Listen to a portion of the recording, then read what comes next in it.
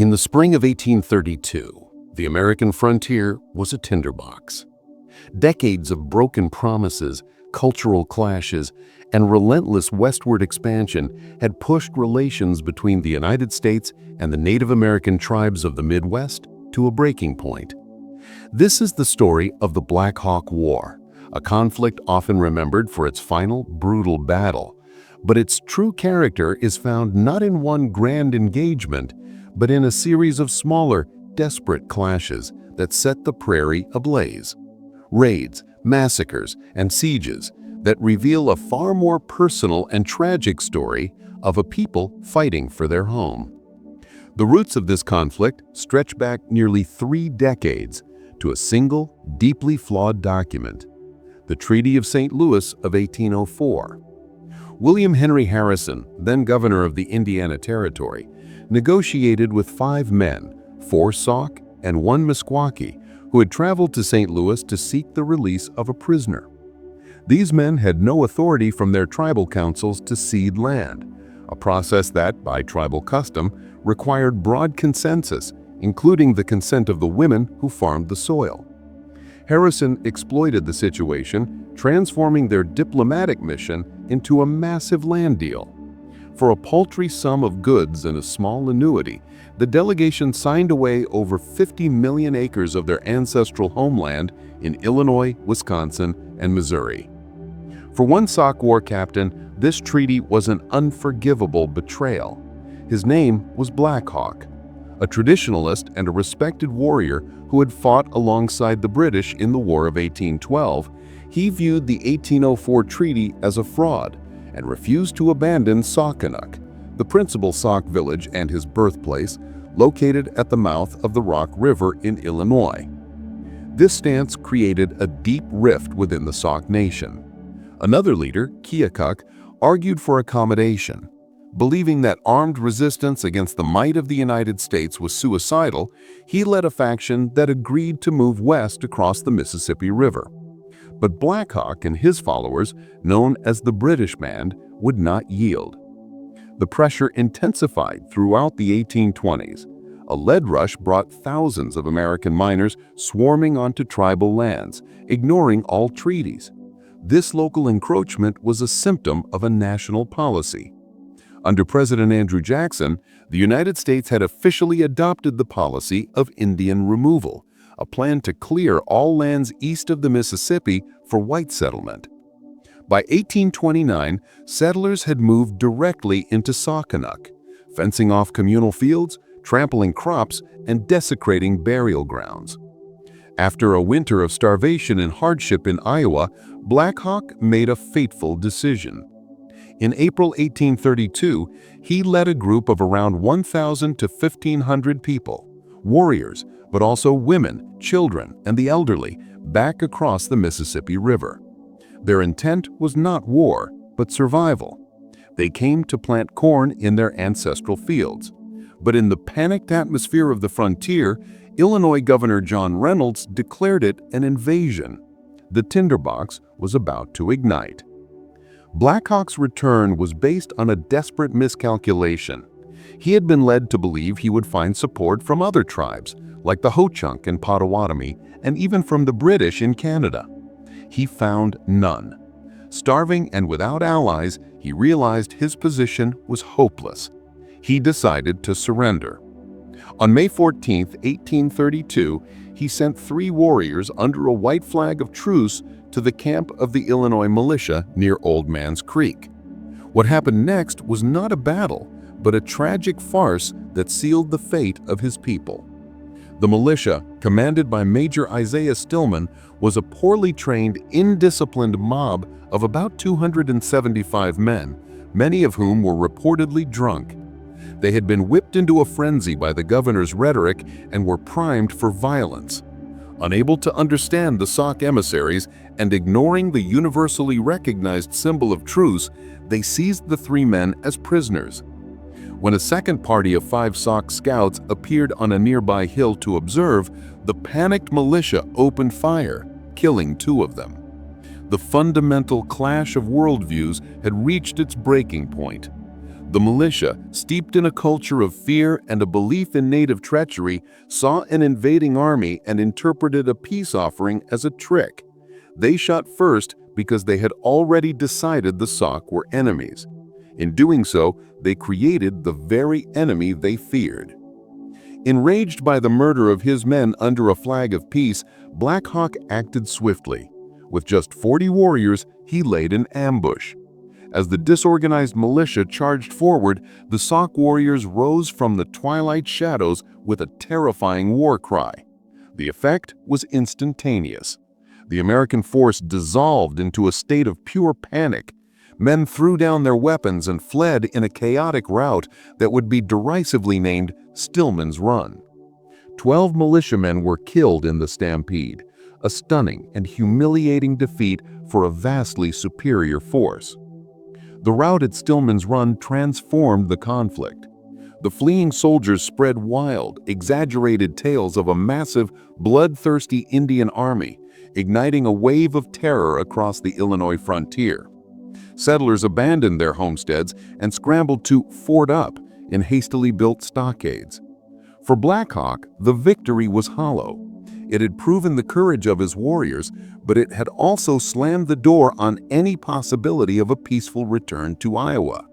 He was now the leader of a people at war, forced to flee north into the unfamiliar swamps and forests of Wisconsin. The war Black Hawk never wanted had begun. The collapse of the Illinois militia at Stillman's Run did more than just embolden Black Hawk's band. It shattered the illusion of American authority on the frontier. In the power vacuum that followed, the conflict splintered. The Black Hawk War became a label for a series of brutal, decentralized attacks, often driven by local grievances and personal vendettas that had little to do with Black Hawk's own struggle. Nowhere was this clearer than at a small settlement on Indian Creek. The violence that erupted there on May 21st was not a strategic act of war, but the settling of a personal score. The direct cause was a dam built by a settler named William Davis to power his sawmill. The dam blocked fish from migrating upstream to a nearby Potawatomi village, threatening a vital food source. When the villagers protested, Davis ignored them. When one man tried to dismantle the dam, Davis physically assaulted him. A friendly Potawatomi chief named Shibona rode to the settlement and warned the families of an impending attack. Most fled, but Davis, who had been mocked for reacting to a previous false alarm, convinced several families, including the Halls and Pettigrews, to stay, arguing there was safety in numbers. It was a fatal mistake. A war party, composed mainly of Potawatomi warriors, accompanied by just 3 Sauk from Black Hawk's band, descended on the settlement. They acted without the sanction of their tribal leaders, who had urged neutrality. In a swift and brutal assault, they killed 15 men, women, and children. Amid the horror, 2 teenage sisters, Sylvia and Rachel Hall, were spared and taken captive. They were brought to Black Hawk's camp, where, by his own account, the 3 Sauk warriors who had been with the raiding party intervened to save their lives. After 11 days, the sisters were ransomed for horses and corn through the negotiations of a Ho-Chunk chief named White Crow and released at a settler fort. The Indian Creek Massacre demonstrates how the chaos of the Black Hawk War provided cover for local conflicts to explode into unimaginable violence, with devastating consequences for everyone involved. 3 days after the horror at Indian Creek, another attack sent a fresh wave of terror through the region. This time, the victim was a prominent U.S. official, Felix St. Vrain, the government's Indian agent to the Sauk and Fox tribes. On May 24th, St. Vrain was traveling with a small party near Kellogg's Grove, carrying dispatches for General Henry Atkinson. They were ambushed by a war party. St. Vrain and 3 of his companions were killed and brutally mutilated. The attack highlighted the uncontrollable nature of the conflict. While early reports blamed the Sauk, it is now believed the attackers were a rogue band of Ho-Chunk warriors acting without the authority of their nation. The majority of the Ho-Chunk people were trying to remain neutral or were even actively aiding the Americans. But on a frontier descending into racial violence, such distinctions were lost on the terrified settlers.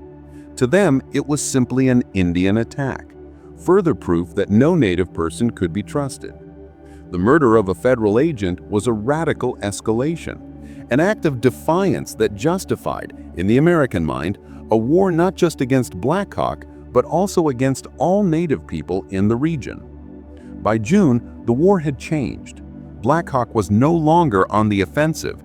He was leading a desperate fight for survival, his people starving and exhausted, with a reorganized and relentless American army closing in from behind.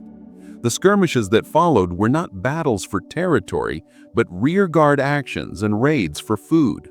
On June 14, a Kickapoo party from Black Hawk's band attacked settlers at Spafford Farm, killing 4 men.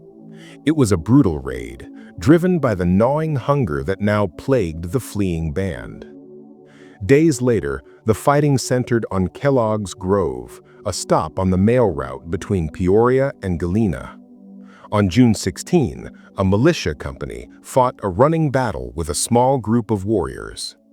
But on June 25, a much larger battle erupted when Black Hawk's main force ambushed a militia battalion led by Major John Dement. Once again, the militia was routed and forced to shelter in a log blockhouse. This time, however, they held their ground and Black Hawk eventually withdrew. Arriving with reinforcements the following morning was a lanky 23-year-old militia captain named Abraham Lincoln. He had seen no combat, but now he was tasked with burying the dead. Years later, he would recall the scene, the bodies of the soldiers left where they fell. It was frightful, but it was grotesque, he said, remembering one man in particular who lay dead in his buckskin breeches. For the young Lincoln, it was an unforgettable introduction to the grim realities of war. While the militia often proved unreliable, the settlers themselves were not helpless. The panic following Stillman's run spurred communities to action. Across the lead mining region, families abandoned isolated cabins and forted up, hastily constructing small, crude stockades for mutual defense. One such refuge was the Apple River Fort. On June 24, it would become the site of one of the war's most dramatic engagements. Black Hawk himself led about 200 warriors to the settlement. His objective was not the fort, but the food and supplies in the cabins it protected. His people were starving. Inside the small stockade were just 28 to 30 armed men and boys, and about 40 women and children. They were vastly outnumbered. As Black Hawk's warriors opened fire, the men took their positions at the portholes. But the defense of Apple River Fort would become a story of civilian courage, a community effort where non-combatants played a decisive role. As the firefight intensified, a settler named Elizabeth Armstrong rallied the other women and children. They were not passive victims huddled in fear. They became a crucial part of the defense, molding musket balls, rolling gunpowder into cartridges, and reloading weapons for the men. This frantic, organized effort allowed the outnumbered defenders to maintain a steady, ferocious rate of fire. The sheer volume of gunfire convinced Black Hawk that the fort was far more heavily defended than it actually was. After about 45 minutes, and fearing that smoke from a burning fort would draw army patrols, he broke off the attack. His warriors quickly raided the surrounding cabins for supplies and then vanished. The defenders of Apple River Fort had held. Their success was not a military victory in the traditional sense, but a testament to the resilience of a community at war, where the line between soldier and civilian had been completely erased. The small victories and desperate raids of June and July could not change the inevitable outcome. The pursuit of Black Hawk's band across Wisconsin was relentless. On July 21, they fought another rearguard action at the Battle of Wisconsin Heights, buying precious time for the women and children to cross the river. Finally, on August 1st, the starving survivors reached the Mississippi River at the mouth of the Bad Axe. Here the war reached its horrific conclusion. As the Sac and Fox tried to cross to safety, they were caught between the pursuing army on the bluffs behind them and a steamboat, the Warrior, on the river. Once again, Black Hawk raised a white flag to surrender, and once again it was ignored. The soldiers on the steamboat and on the shore opened fire, slaughtering hundreds of men, women, and children in the water and on the banks. The Battle of Bad Axe was a massacre that ended the Black Hawk War. In the end, these minor attacks, the brutal massacre at Indian Creek, the assassination of a government agent, the desperate raids on farms, and the heroic defense of a tiny fort were the true heart of the conflict. The U.S. policy of Indian removal was already in place, driven by land hunger and a belief in manifest destiny.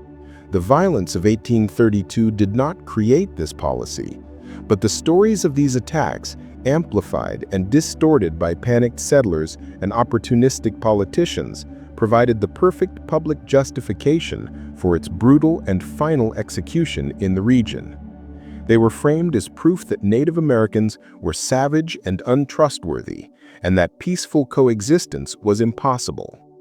This narrative conveniently ignored the fraudulent treaty of 1804 that started it all, and the militia's own culpability in sparking the war at Stillman's Run. The Black Hawk War was not a coherent military campaign. It was a collection of personal tragedies, a chaotic eruption of violence where personal grievances, cultural blindness, and desperate acts of survival collided on the American frontier. It ended organized Native American resistance east of the Mississippi and cleared the way for settlement, but it left a legacy of trauma and injustice that echoes to this day.